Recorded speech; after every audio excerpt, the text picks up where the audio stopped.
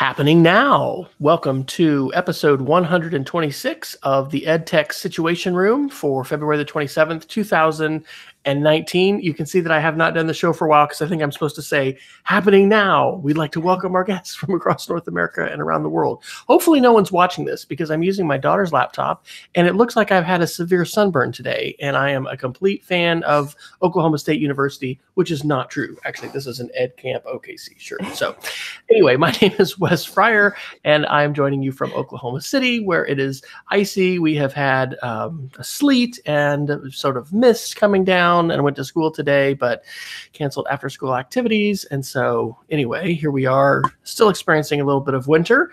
Very excited to be joined tonight by Dr. Beth Holland, and you're coming from Rhode Island tonight. Where are you in the world? Yeah, no, I'm coming to you from Newport, Rhode Island, where it just started snowing a little while ago. They're talking, we've had a really weird winter, so not a lot of snow. They're talking 1 to 3 inches, which here just makes a gray slushy mess. Very good, very good. Slick commute for tomorrow morning. Now, do people there pretty much know how to handle, slickness? Yeah, I would think you do. Yeah. Yeah. We don't. I know. I grew up in Atlanta, so what we have now would have been considered a blizzard, and school would have been shut down for 3 days. But yeah, they're absolutely. just going to say, drive careful. There may be a few places with a little delay in the morning, but right. Well, yeah. So we don't really know how to handle that kind of stuff that well. So, all right. Well, this is weird. I think my Twitter, there's all kinds of things going on. So YouTube has changed their creator studio. I didn't know how to set up a live stream. I'm using this wacko camera.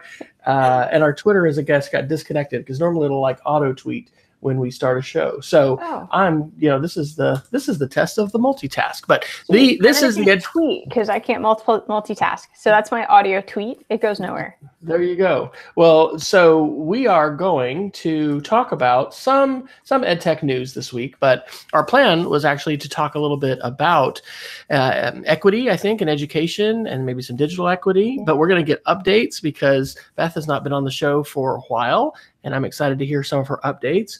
I'm in disguise as a sunburned Oklahoman because I have things going on in my life that I can't talk about yet, but they're very exciting. So anyway, we're going to kind of impromptu this tonight, but I do have a few articles, and we want to let people know that you can go to edtechsr.com/links, and that is where you will find links, and we will add some links, I'm sure, for some topics that we will. I've been reading. I'm sure I will mention things and then find you some links later. That's right. Well, actually, I talked to a friend today at lunch who was talking about social media and sharing and things. And I'm going to write a post like why you should share your brain on Facebook, because, he's always reading interesting things, and that, somebody.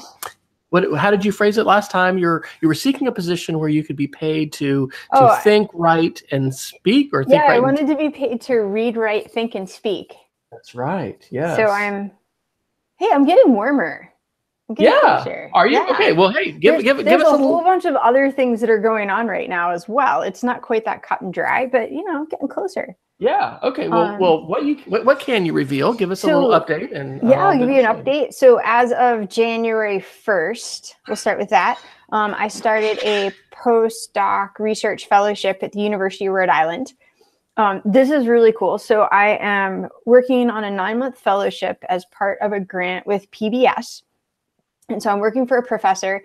And what we're doing is we're collaborating with PBS on a multi-phased research study. We're looking at how the Cat in the Hat knows a lot about that, which is PBS's program based on the Dr. Seuss.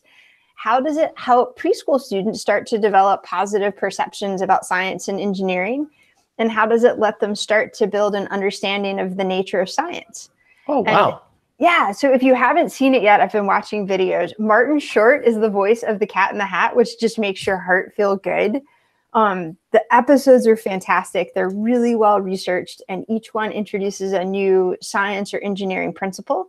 And PBS Kids has been working with the next generation science standards, and they've built out an entire science learning framework that extends really K-12. And they've got all these different, I didn't realize this, they have not just, you think about PBS and television and the shows, but they've really embraced this idea of they call it multi-content media.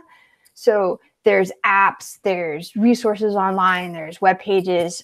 So just with the Cat in the Hat, there's an app, which is really fun. I played Slide-a-Mazoo for a long time the other day. But the thing that's cool about the app, with all of their apps, is they really encourage kids to play with scientific concepts. And it's also part of the Ready to Learn program. Wow. So you start playing with the app, and then it also then starts to encourage you to go play in the physical world. So PBS has this whole ecosystem model where they say, okay, you've got like a kid on a tablet, but now how does it translate in the physical world, both in terms of what they do in school and how they play at home? And so that's what we're looking at. Wow. Is how does the amount of Cat in the Hat affect perception? And so we're looking at dose, right? Like how much do kids play?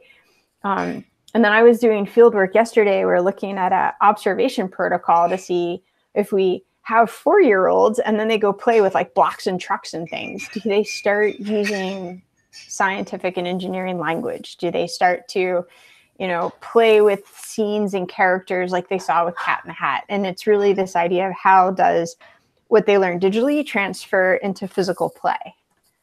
Wow, that is amazing. Yeah. How are you going to gather the data, though? I mean, obviously, when they're on the screen, you can gather that data. How do you gather the play data? Okay, so we've got, again, this is multi-phased, and so we're looking at a bunch of different things. So, by the way, I'm right now figuring out how to provision 300 Kindle Fire tablets, right, which is the short answer, not easy.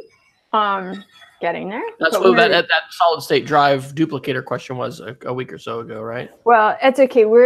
I'm playing right now with SD cards. Or SD cards, that's right. SD cards. Yeah. So we'll see. I've learned a lot about Android I never knew as the ad hoc tech person for this project. So the version of the app that we're using right now was created by the researchers at PBS, and there's a bunch of researcher tools in it.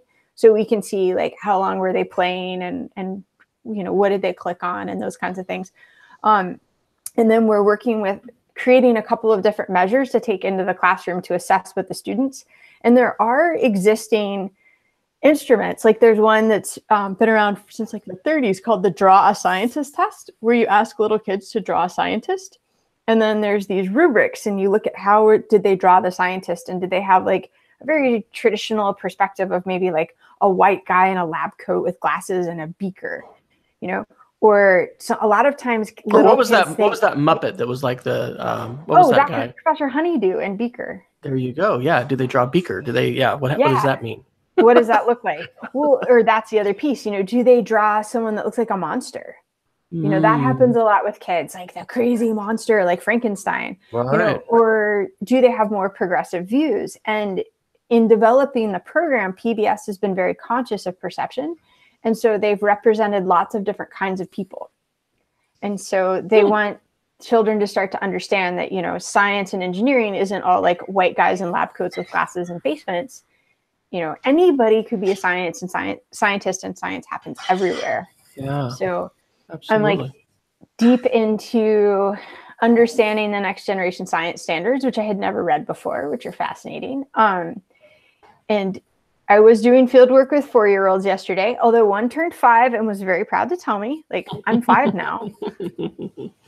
That's awesome. That's awesome. Yeah. Well, you think about them role models and all of that, just on a very personal note. So our youngest is a 9th grader and almost dropped out of the coding class, a robotics class actually last year as an 8th grader. And I became much more acutely aware of the social aspects, especially for young ladies when they're in a class like that, because there was one other female and she didn't know her, but she went ahead and gave it a shot and ended up making friends and loved the class and actually like won the award for 8th grade technology stuff. I mean, she loved it and did awesome.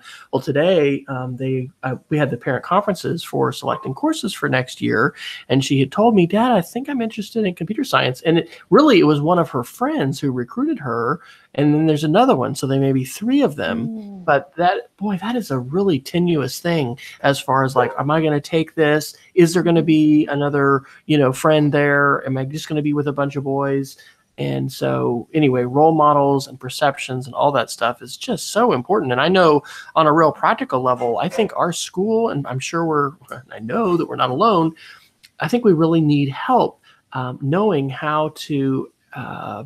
I don't know. I was going to say advocate appropriately, but just like what do we do? How do we sort of? I know you could say build the pipeline, Right. for STEM, but like how does that really work? And I know that part of it is who's teaching, and so we have a wonderful 8th grade science teacher who does our science Olympiad, and I think she's really helped build that program because it's not just like all guys that are teaching. We actually have all male teachers in 8th grade, which is kind of interesting, but my wife is doing stuff with our, 1st through 4th graders with coding and microbits and little Edison robots and all those kind of things help. But that's pretty fascinating. And it's probably especially interesting to have a research framework to look at, especially some comparative stuff to, what those perceptions have looked like before and how do you shape those perceptions. So.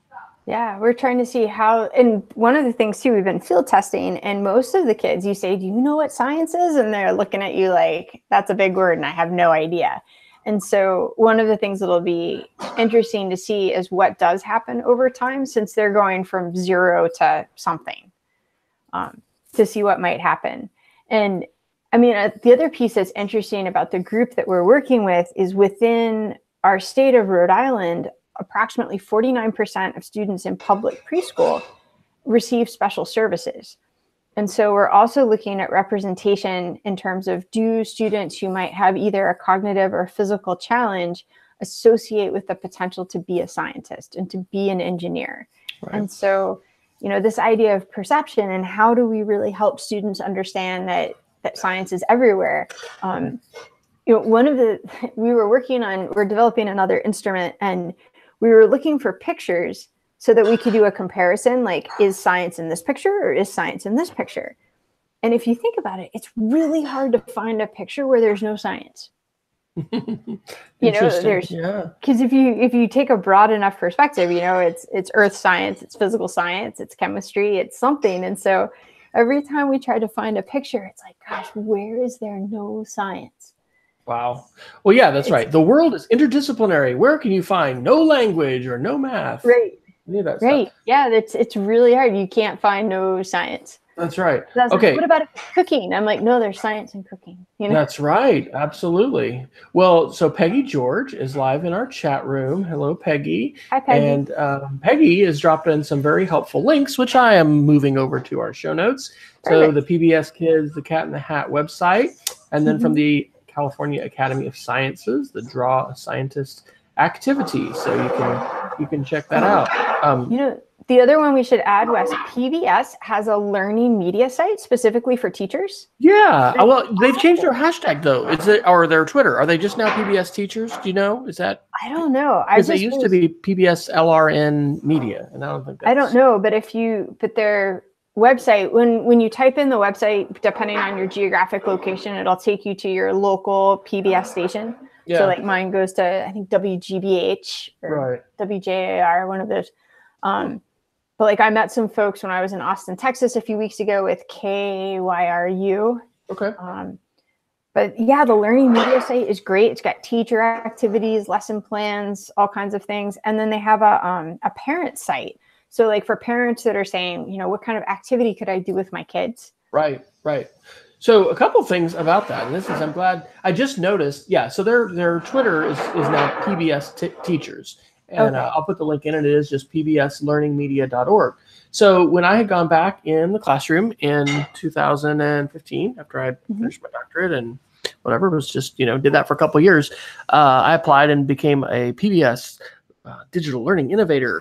And I actually couldn't do their big conference. But then my wife applied the year after that, and she could, and that was in Philadelphia. And so anyway, that allowed both of us to get a really good insight into the ways that they were developing a lot of digital content. They were really encouraging professional development. So my wife led a couple professional development sessions there. At that time, I think, and I don't know how this has pivoted or shifted since. I mean, PBS has so much content, right? So much media. But they really weren't pushing a create media. And even when it was like they had some tools for making lesson plans and things like that kind of inside their their environment, and then they were doing things with their videos as far as having, snippets and trying to make those more accessible, I think, for teachers. Mm-hmm.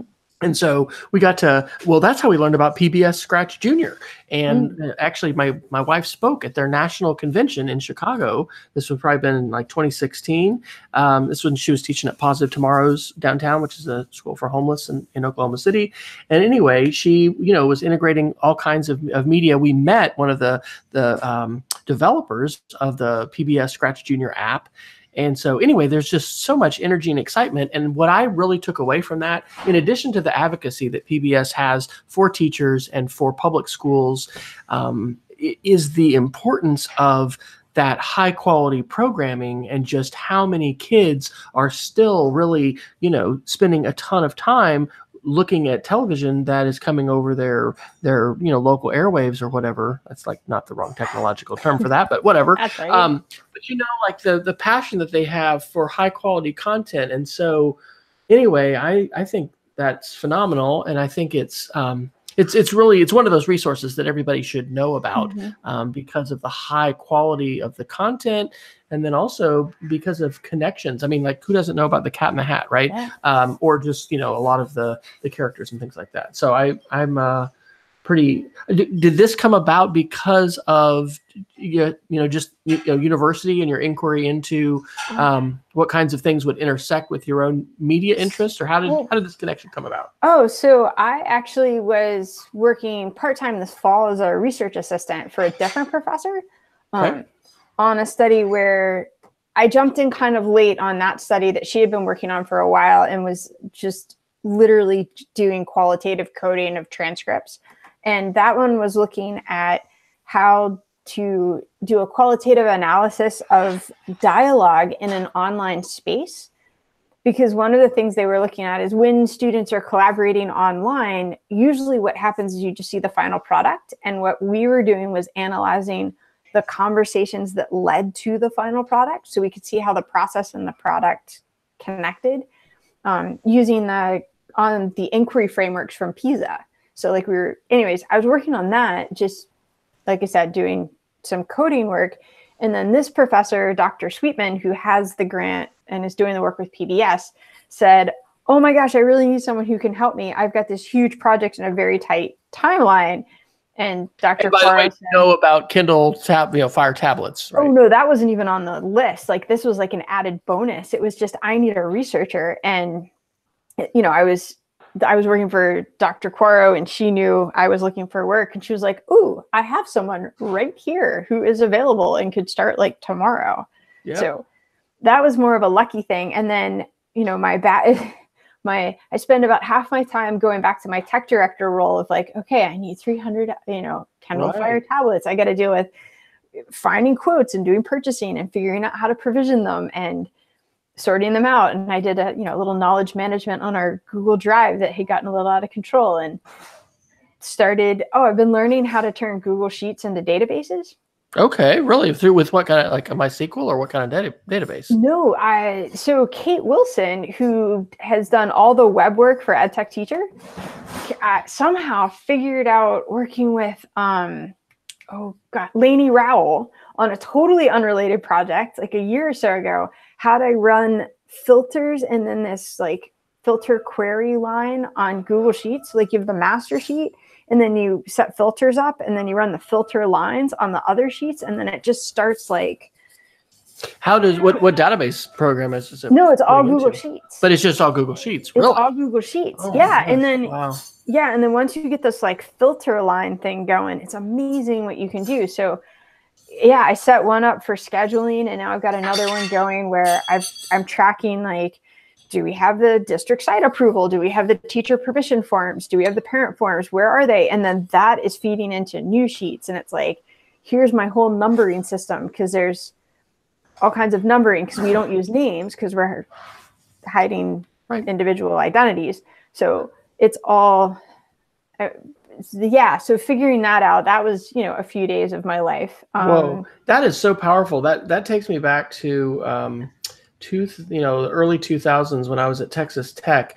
back in the FileMaker days for me. I mean, FileMaker is still there, but I remember FileMaker days. I ended up, running FileMaker, connecting it to the web. What was that called? Claris homepage. My friend Miguel will laugh, but there was a wizard in Claris homepage where you could, generate some database connections, and then we bought. Oh gosh, I don't even remember what this was. Wait, Crystal Reports. I remember. I mean, we still actually. Well, I think we've just stopped doing those, but we've had some of those. It's with our LMS, with our information system, more with like our financial edge and things that we've done with Blackbaud in school. But no, just like that was. Oh gosh. I don't think you can get sued for doing this stuff later, can you? We put our student-teacher application online, but I think, teachers were putting their social security number in, and I didn't have an SSL certificate. This was like in 2003. But I mean, gosh, it was so powerful. And in fact, there was, I was reminded a couple weeks ago of this application because we had 6 research assistants in the summertime. They wouldn't be assigned to specific faculty, but faculty could sign up for them. So I created a FileMaker database with a web front end where the faculty could put in their name, and then there would be open spaces, but they couldn't get in there and change. They couldn't erase other people's. But being able to do that kind of stuff, that's one of those eras of my life where like I wish I had those powers back, and I hope that tools will the bar will be lowered in terms of the complexity to be able to do that. And because, man, being able to web enable a database and think about the ways you want to have different variables and represent information, that is so powerful. So. Oh. I have to say, like, I mean, I have sort of a love-hate with Google stuff sometimes, but man, it is so easy right now. And then to be able to, like you said, to lock people out, that protect range and protect sheets, like within Google, where you can say, okay, here's the sheet, but you can only edit this part. Sure. Yeah. On a very simple basis. I mean, we've gotten better with our in processing and out processing of new faculty and staff at our school, right? Because whenever somebody gets hired, there are a lot of dominoes that have to fall, both, in the technology department, but, maintenance and grounds who give keys, and, people who create business cards, and all these different things. And so, we've used that as far as the locked feature. And the difficult part was if we needed to add more, because we created different sheets, and then it's very basic, but just copying over the name and email information to the other sheets. But this is where, like, spreadsheet applications, and I'd love to learn more about the database stuff, because not to be whatever, anyway, it is what it is. Geomaps and being able to take layers of data and put that on now with Google My Maps. When I went to the Google Geo Institute up in like Lewiston, Maine, probably in 2015, or I don't know when it was, maybe it was earlier than that. But anyway, they were showing fusion tables, and just there was somebody that was absolutely blowing my mind, right, about the ways in which they were, grabbing like real-time data and stuff from Wikipedia, and then they were able to represent it on sheets and stuff like that. Like, that would be an amazing workshop to go to somebody who's well, maybe you are that person, somebody who's a wizard of being able to take Google Sheets and pulling data. It's like, that's like, they just got rid of fusion tables. What? Yeah, I got an email saying that my fusion tables were going away. Did they have a replacement product for that, or is that just said it was bye-bye? What? I know. I had played around with them for something. Man. I remember being really excited about fusion tables.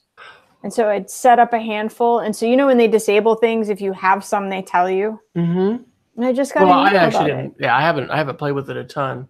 There was some guy from the Air Force Academy that was there who'd done a lot. Well, and this makes me think of, like, my metaphor is, Harry Potter episode 6, when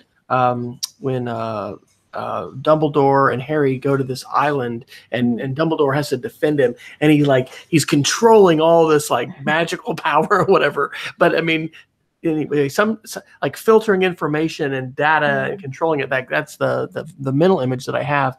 And I was just recently, actually, I'm having a conversation with someone at a college, which I won't disclose, but this particular college is making data analytics a required part of the freshman and sophomore experience, and talking about just the 6 C's or whatever of different skills and the ways in which students need to be agile. I was like, that's so important. So being able to work with data, represent it, visualize it, and having a real fluency and comfort with that, I think is something. And we shouldn't wait till college, right? Let's do that in high school. I did it with 5th graders. Like I started doing a bunch of like data visualization things with 5th graders. We did it with a geography unit. And what I really liked was we were using numbers. So like, because we were all Apple-ness. And the thing I love is how easy it is for numbers to generate graphs, but they don't always make any sense. Right. But you just let them make it anyways, and then they have to explain it. And then that gets really fun. Yeah. Yeah. You've got a kid where obviously the data should have been, say, a bar chart, and they've now got a scatter plot. Right. So if you've come to me with your scatter plot, I'm like, wow, Wes, that is a fascinating way to display your data. So tell me what your graph is telling me. Exactly. Exactly. And then see if you can convince everybody you have the best graph. Yes. And you know what? That's where the real teaching comes in, right? Because I've been in some classes where kids have, created a bunch of different graphs, but getting students to talk about what they've represented and figure out if it's sensical or not, and then think about purpose I think the graphing tools in Google Sheets maybe still need to improve a little bit. Have you played with 365 at all? Are they doing like with good Office stuff? 365? Yeah, with like the online versions. And so I've used them some. I always end up defaulting to the desktop version, usually out of comfort. Right. Sure. I mean, I think it's called baby duck syndrome. You know that, right? We all get imprinted with like a baby duck and his mama. And so it's in Wikipedia. You can look it up. Baby duck syndrome. So go back to regular. But I mean, I've used it a little bit. It's funny. I actually like the online version of PowerPoint better than the desktop one because it has less buttons. Okay. Yeah. I like so for that, I like it. I've used Excel mostly just desktop version. I'm going to come back to numbers though. When you have the option and you're working with kids, I loved working with numbers with kids. And one of the things that was great about it, and this is something that none of the other programs do, but numbers gives you like a whole blank canvas, and then you can have as many tables as you want on the canvas. Really? Yeah. So imagine having an infinite workspace for data display. Okay, that's cool. Zoom forever, and you can put as many different tables on it as you want. You can have as many different graphs on it as you want. Wow. And so having that as a blank space when I was working with kids, we used to do a really big stock market game project with our 7th and 8th graders. And, down to like teaching them how to write the formulas for like, this was the unit price of the stock, and I bought, 300 shares, and I have this, but this commission and this, so we had all the formulas going. That's really abstract for, a 12-year-old. Right. So we used to do this make-believe hardware store first, because like that's really tangible, and every kid got to pick a product. Okay. Right? So our hardware store sold lots of garden gnomes. We were way into garden gnomes. We had multiple varieties of garden gnomes and like nails. It was an unusual virtual hardware store. But so they would figure out, okay, well, here's the unit cost of one, and they look it up and like this, that, and the other. But then we would start pretending like we were actually having sales going on. So we could have, here was my initial like inventory, and then a new table for like, here's what I've got going on for sales. And then we could have another table, and then they could have all their different graphs and could compare them and see everything without having to switch through tabs. Then wouldn't it be cool to have a simulation that you could readily, throw into that where, there'd be some iteration of sales and marketing and, Okay, so here's a real kind of wild idea. This would be not enough time for Atlas, but maybe we could collaborate sometime, like in a future Atlas, on some kind of a session that's about, just powerful and fun ways to wield data and to visualize and stuff like that. I'm doing one at Atlas. Well, there you go. It's already happening. I'll just come and attend. That'll be great. I'll live tweet it, so I'll amplify it. Monday morning at Atlas, and part of the boot camp I'm doing Sunday is actually tied to data.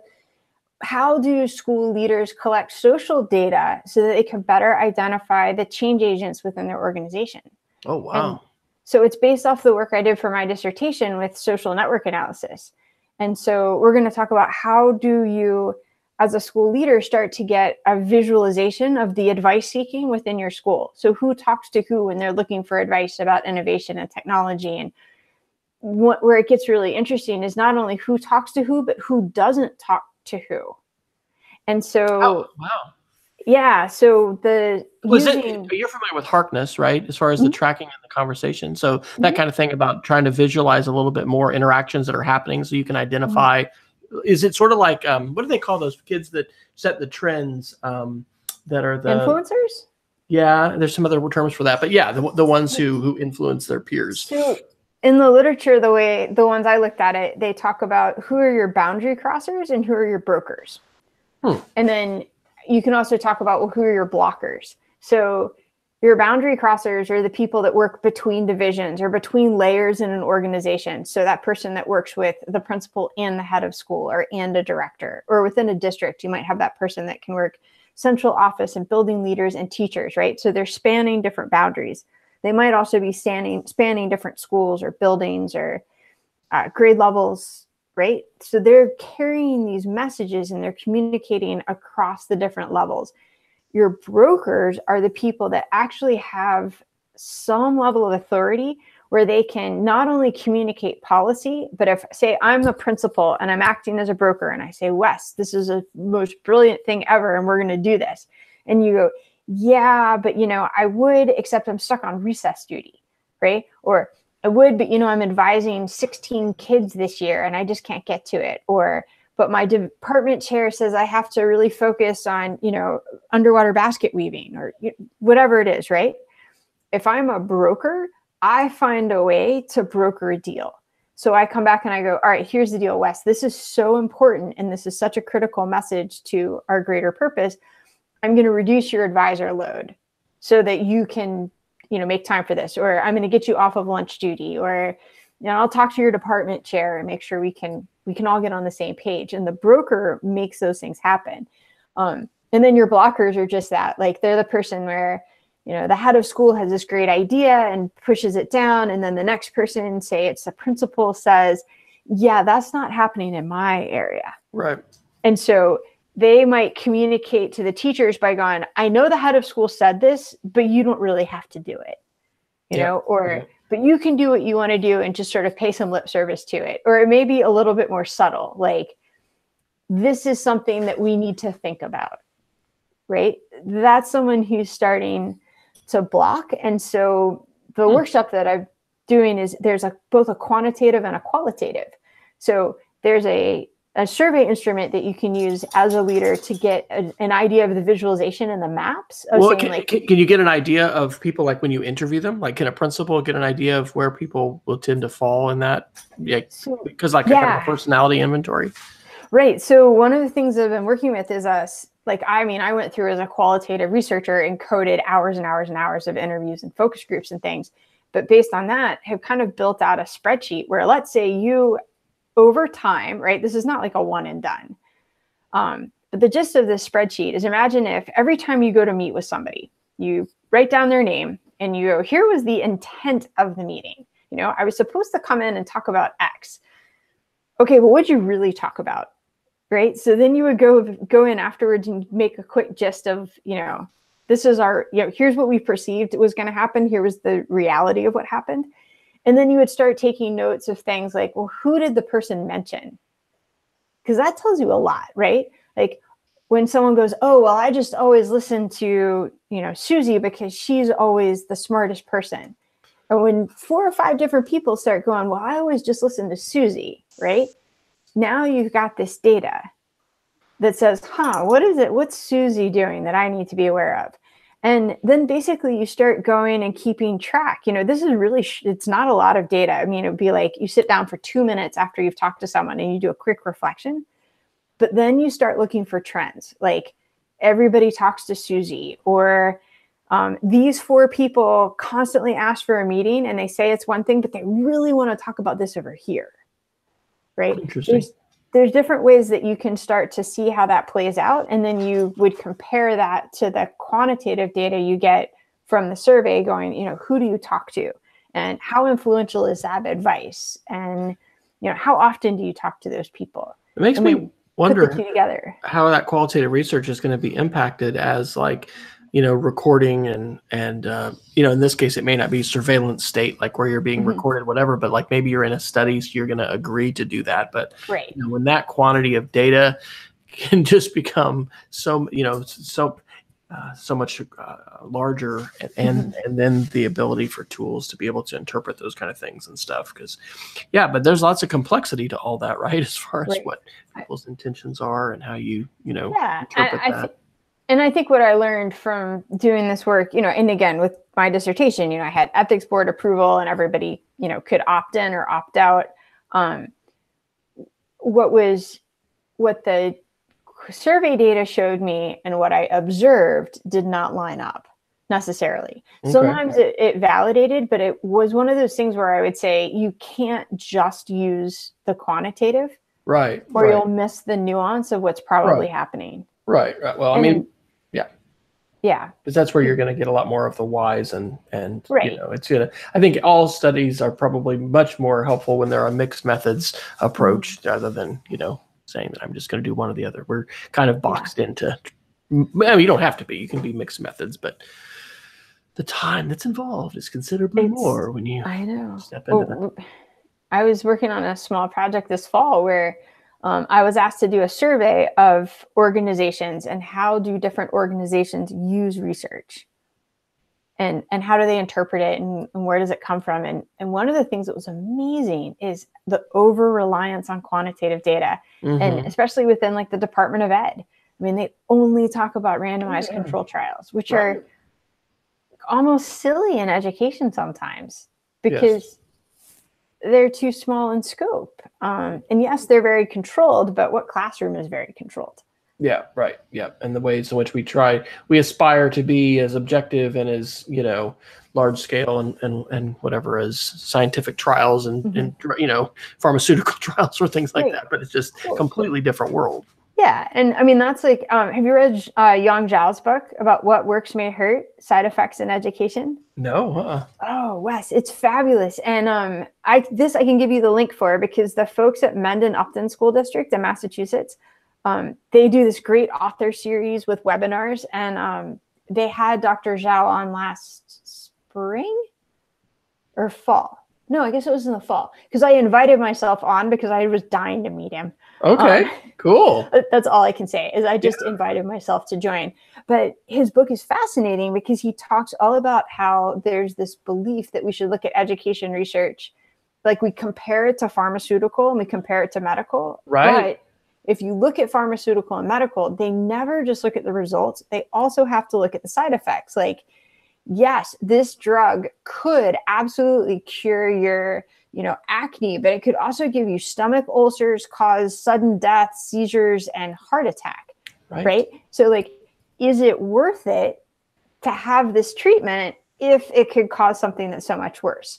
I have asthma, so I always get scared by like asthma ads. They're like, you could need a bronchodilator, but it could make you die if you have an asthma attack, Oh my gosh, yeah. Well, and how important it is. I mean, we hear about fake news, but how about just my daughter ordered, and I got to talk to her about this, some kind of mix that she's going to drink. It's some kind of health thing. It's from Australia. We don't even know where it is. I mean, like the ability that we have now to an online world, and we're marketed through YouTube and through all these other channels. I mean, it is so important to be able to discern, who to trust and what to believe, because we can try to, hack our bodies and do all kinds of things. And man, the fact that we can now, reach out to this global marketplace can really pose some hazards for folks on multiple levels. So, wow. Okay. So I got that book. I got what works may hurt. And and he talks all about like lots and lots of programs that have happened in the education space, but no one ever thought about the side effects, Reading First. Reading First was hailed as one of like the great reading programs, but as a side effect, does it make kids hate to read? Good grief. Yeah, absolutely. Yeah. What the tail that wags the dog. Well, hey, I want to ask you, We do have a few articles. We've been dropping in links. Thanks to Peggy for dropping those in. Scott Summers has been in our chat room as well. I don't know. Oh yeah, Scott just added it to his Goodreads. See, that one tip for that book may be changing lives. I mean, I was talking to my friend about sharing Facebook and like, why to put your brain on? Like when people are reading things and in ideas, we can all be filters for each other, right? And so being able to find someone who says, oh gosh, you got to read this book, you have to read this article. It's phenomenally helpful, which actually ties to my Atlas boot camp. So I did late get a boot camp approved, which I'm very excited about and thankful to Susan and Vinny. And so my title is Filtering the Exoflood, Strategies for Media and Information Literacy. So I ran across that term, the exoflood, I think when I worked for AT&T, and it's this idea of this massive deluge of data that, a lot of it's video, but just incredible, quantities. And so, yeah, that's something that I'm going to, I've got some different ideas about, and I'm excited because it's a session I've never done before, but I've really been thinking a lot about media literacy. And I think we talked the last time we were on. I remember you said just like cotillion or these like, little classes that we would have for some kids to go to learn manners and how to formally behave, but like how to succeed and thrive socially in the world, we need a similar kind of thing for media literacy. And so anyway, maybe I'll bounce some of that off of you as I'm putting that together, because I'm like very jazzed about it. Yeah. So 2 more links you need to drop in there then. Okay. So Lisa Guernsey with New America, the think tank in DC. Okay. Has been working with the Joan Gans Cooney Center, the think tank behind Sesame Street. Okay. And they've run a handful of pilots. They're focusing right now on librarians, but they're trying to create this notion of the role of the media mentor. Okay. And so instead of having conversations about it being like media literacy as like a thing you have to get, all right, let's flip this for a minute and think about, what do kids need in order to be able to develop that notion that we want them to have as literacy? Well, they need a guide. They need a mentor.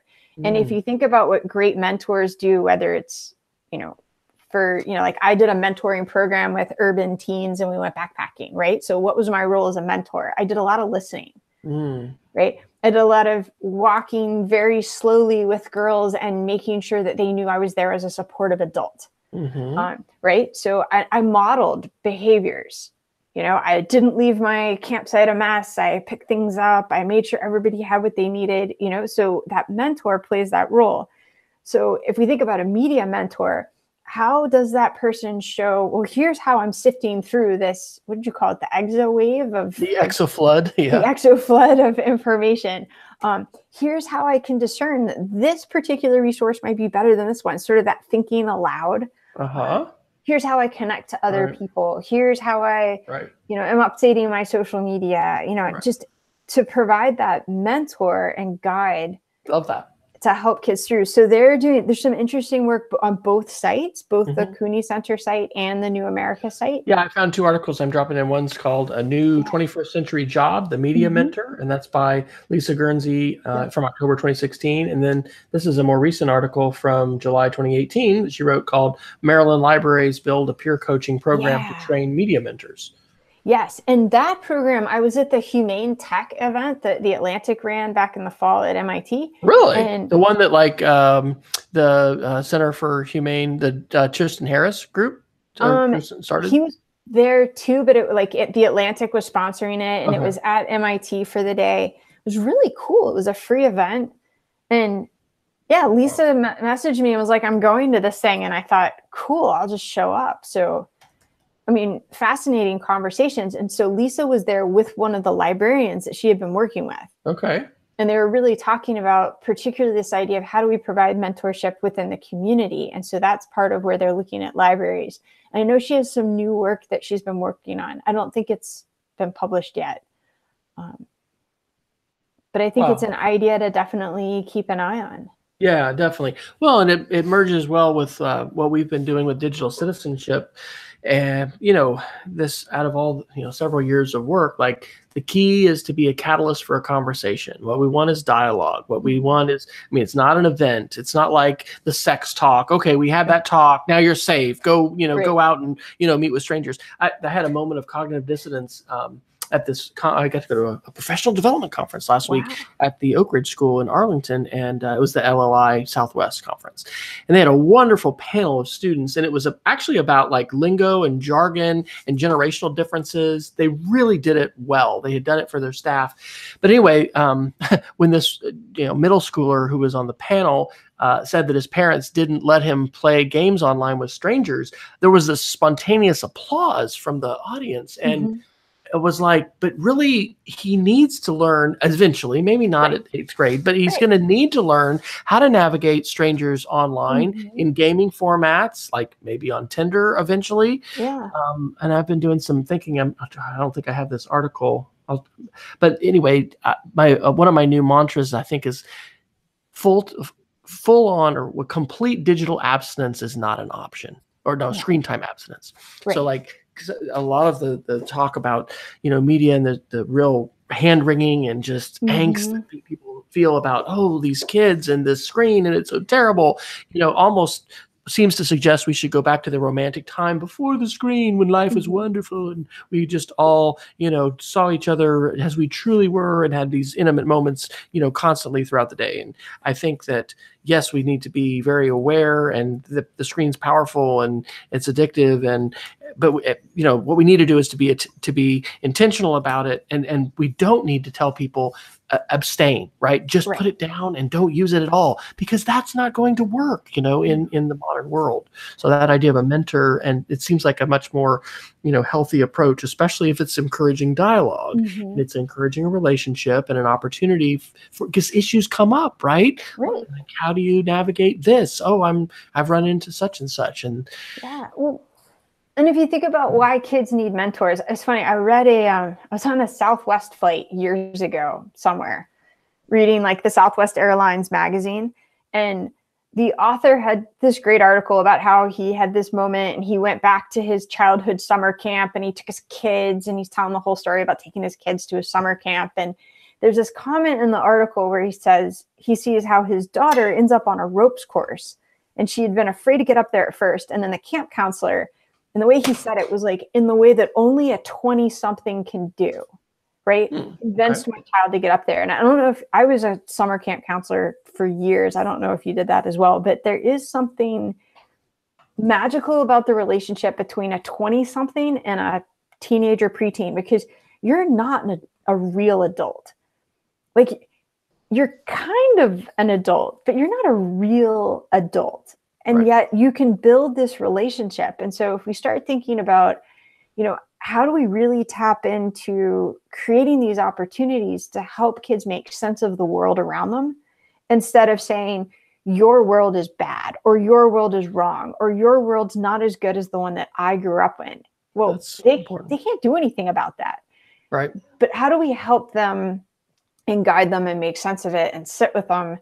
And, you know, I think of some of the conversations I've had with kids over the years, and you scratch your head and go, why did you think this was a good idea? But again, in that mentoring capacity, your job is to listen, you know, and then to empathize and to think about it and be like, yeah, when I was 16, that would have seemed like a good idea too. Well, having shared several different chapel talks now over the past, you know, almost 4 years at our school, I think it's really hard to address screen time or digital citizenship or any of these topics without getting a lot of eye rolls and kids just, you know, firmly believing you're irrelevant because you don't understand, you don't use it. I mean, I do have credibility with our kids because I have a lot of Twitter followers. In fact, one of them told me in the last couple months, I guess, that Barack Obama follows me, and I didn't know that. And they're like, what do you mean you don't know that? I was like, well, that's pretty cool. I mean, I guess I retweeted him during the election or whatever, but, or maybe afterwards, because he's still, you know, being active on a lot of important issues.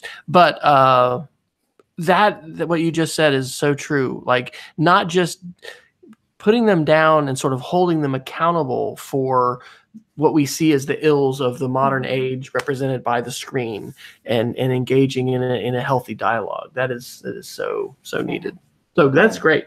Yeah. I always go back to Dana Boyd's work with It's Complicated. And she really talks about the fact that in a lot of ways, the social interactions that kids are doing today are no different than the ones that the rest of us did. It's just a matter of place and space.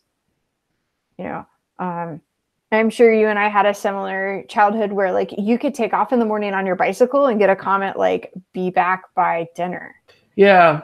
You know, or call from somebody's house eventually. Well, here's the thing. Okay, so this session I was telling you about at the Laos on Learning Southwest Conference was pitched as understanding generations. They had music from like the 80s, maybe some 70s. It was more 80s music. They had things written up on the board, like, or posters to like, what was, write down your favorite high school pastime, riding your bike, or we bowled on Fridays sometimes, or dorks, music, movies, things that you liked.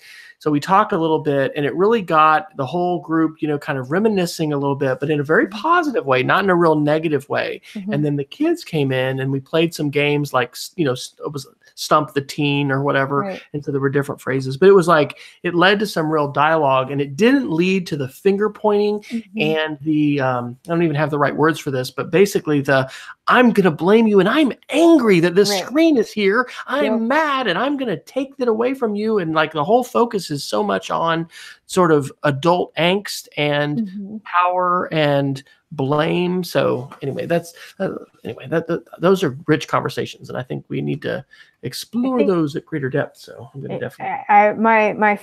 My word of last spring was, I guess, in last year, and I keep coming back to it, is this idea of like social psychological crisis. It's when say that one more time. It's social psychological crisis. Okay. So when, as an individual, you face something that makes you question your own identity, yes, you have a social psychological crisis. And so I think technology. I've been having one of those professionally at work for. Oh, there you go. So when you look at. When you look at something, so take, looking at the idea of the technology or the screen time, I mean, for a lot of people, it's really threatening. It represents change. It represents newness. It represents a potential loss of expertise. Right. It represents a challenge of existing norms. Does it represent a challenge of identity, or, I mean, how does identity play into that? Because think about it, depends on what you hold on to as your identity. Right? Like, what are the structures that you hold on to? I can talk to my dad about my dad. He'll never watch anything. So, he's a very conservative Southern guy. He's a lawyer. He's terrified of change. And so, yeah, he's got an iPad that he uses for, email and to like check football scores or something. And he's got an iPhone and he uses it for email and texting, though he still doesn't understand the difference between an email and a text. He gets very upset when my sister and I try to explain to him, like, they're not the same thing. But for him, the world is the way it should have been in, 1980 something. He's upset that people don't wear suits every day to work, and that, the patriarchal power isn't in place. So like this technology is threatening all of that.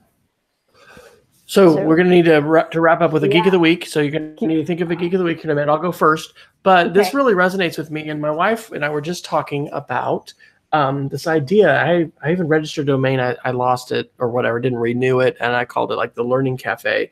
But, where do we go to process change together? And also, where do we go to gain new skills, especially older adults? And so like, I really think we might do this. I've done some different sessions like iPad with Wes or some things, but like we have these like wine bars and stuff where people will go paint a picture and they'll learn to do that, and you'll create this thing, but then you'll eat and you'll have some drinks. And so like finding some place and then, learning, I don't know. I did some of these at this co-working space that we used to have north in Edmond. And then, but I haven't done the dinner one or the one, kind of paired with wine. I don't know if it, but it just seems like it's an enduring thing, number one, to be able to get new skills and have questions answered, kind of in a Genius Bar environment. Right. But then the other thing, and I've gotten a sense of this as a presenter at conferences, like it's important to hopefully help people laugh and, just, enjoy. So there's like an entertainment edge to that. But I think there's also a really important part of like processing change and processing change together and processing it constructively rather than just having angst and saying, yeah, it sucks, isn't it bad? Having a way of like, here's how we can move forward. Here's how we can have dialogue. Here's how we can, connect with our students and our children and, use these tools to, connect us more perhaps rather than, distance and distract us, as John Nesbitt would have said, or did say years ago. So good stuff. Well, see, look at that. We didn't even really talk about any pre-planned articles, and we've been here an hour. Cool. I'm so excited that you're going to be at Atlas, and I'm excited I'm going to be there too, because that was up in the air. So for those that don't know, do you want to just give a shout out to Atlas and tell people why they should all come? Atlas, Association of Technology Leaders for Independent Schools, right? Isn't that it? Yep, that's it. So their annual conference is in Dallas. In April? I forgot. Mid-April. Mid-ish. 16th or something, 14th or... I'll get it. No, it's later than that because it's part of my like ridiculous stretch. I go from Portland, Oregon to Toronto to Dallas. 14th to the 17th. 14th to 17th. 20th. Yeah. Okay. I'm only there the 14th and 15th. I got to come back and go like interview preschoolers. It's important stuff. I hope I can make to one of your sessions. So you're doing a boot camp? I'm doing a boot camp Sunday and a session Monday morning, and then I have to fly home. Oh, okay. Well, I'm going to try to definitely come to your session. I think we'll quick trip this year because it's in the middle of our fieldwork schedule. Yeah. So, okay. Yeah. All right. Well, very good. Cool. Well, this has been the EdTech Situation Room. We're going to have to do some Geeks of the Week and then probably just wrap it up. And then I think my roasted chicken and my home cooked green beans that I put on are done. So someone just took those off of the stove while I was here. So my Geek of the Week is actually another website that is not just copyright friendly, but it's like totally for commercial use, no attribution required. I've been using a website called Unsplash for a while. I really like to do info pics and do them for different things. And so Unsplash is really fun. But I actually joined Reddit a couple weeks ago. I made the mistake of joining a group on privacy and then posting a pro Twitter and Facebook post, which was not good. So I was like really in the hole with all the like whatever your points are that you get. But oh shoot, and I guess I have the wrong link. So this is a website called Pexels, and so I started to post better things that were not like so antithetical to the ethos of the group or whatever. So in like the EdTech group or something, and somebody posted this. So it's PEXELS.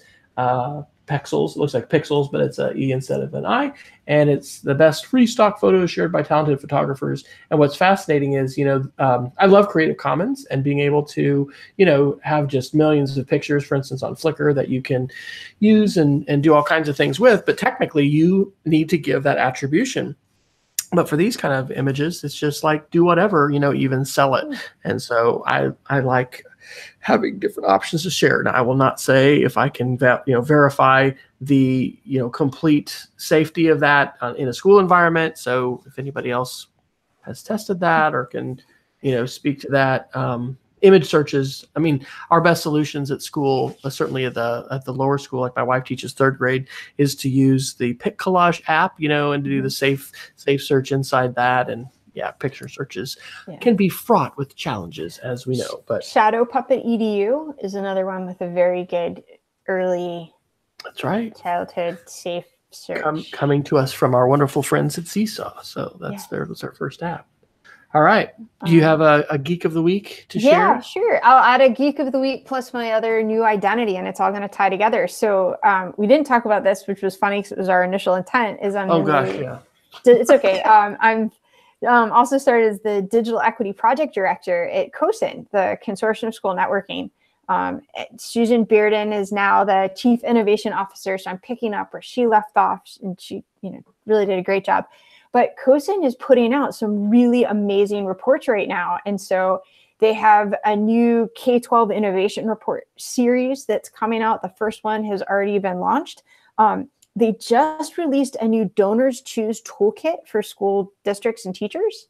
Okay. So how can you as a district help your teachers create, put together opportunities with Donors Choose in a more like systemic way for getting funding? And then I'm working, there's already a digital equity toolkit. I'm actually working on starting to build new ideas and resources for like a 2020 relaunch. But I think the CoSN website's like underappreciated sometimes. There's some really amazing resources that are up there and available. Well, why don't we do this? Because we didn't really, have a bunch of links and articles. So why don't we find another time that would work with your schedule, and we'll get some more articles and things like that to read in advance. Because I would love to do a session, focused on digital equity and to get into that. Because you are a fascinating person that is well read and into all kinds of really important topics that I'm sure are going to broaden and expand the minds of just the many, the six listeners that we have. No, there's more than that. But hey, that's like 4 more than I get other times. Yeah, right. Okay. Well, very good. Well, Beth, when you are not here on the EdTech Situation Room, where can people find you? How can they follow you and learn more of your wonderful thoughts? I am BR Holland everywhere. So I am brholland.com. I am BR Holland on Twitter. I'm BR Holland on LinkedIn.